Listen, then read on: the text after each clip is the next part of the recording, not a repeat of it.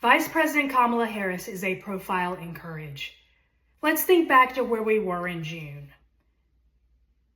In June, President Biden was facing a very uphill climb to win re-election. Incumbents all around the world were being defeated. Inflation, although it had come down, was still too high, and people were feeling it in their pocketbooks. And that makes it almost impossible for anyone to win re-election. Then, he had a devastating debate performance. His chances for re-election were hurt even further when Democrats started attacking Democrats, when he was pressured to get out of the race. There were 3 months left. 3 months to have a presidential campaign, and when people were talking about snap primaries and a contested convention.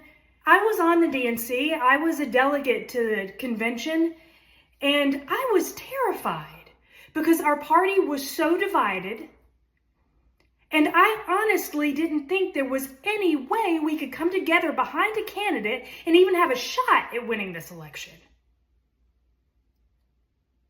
But on July 21st, President Biden made a decision to drop out of the race, and he made a phone call to Vice President Harris.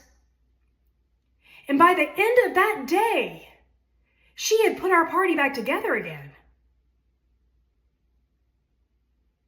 Her getting in the race was even more courageous than Biden getting out of the race, because she knew what the stakes were.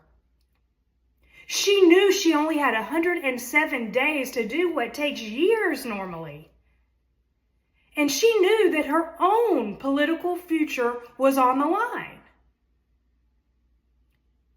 But you know what? She did it anyway, because that's who Kamala Harris is.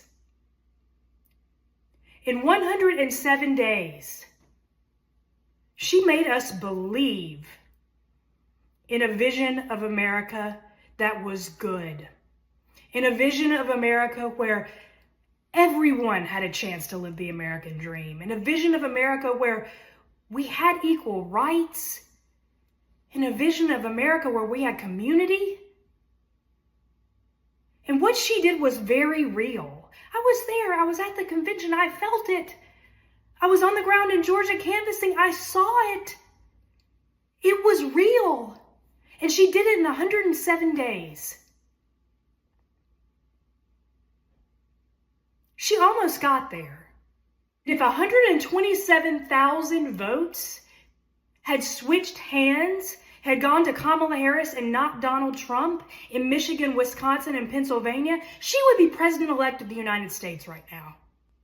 And you might say, oh, but she lost the popular vote. You know what? She lost the popular vote by less than half of what Donald Trump lost the popular vote by in 2020. What she did in 107 days was heroic. And there are still 70-something million of us who believe in her America. So it's going to take us a little bit longer to get there. But that doesn't mean we stop fighting. That doesn't mean we call ourselves losers. That doesn't mean we act like losers. We hold our heads high.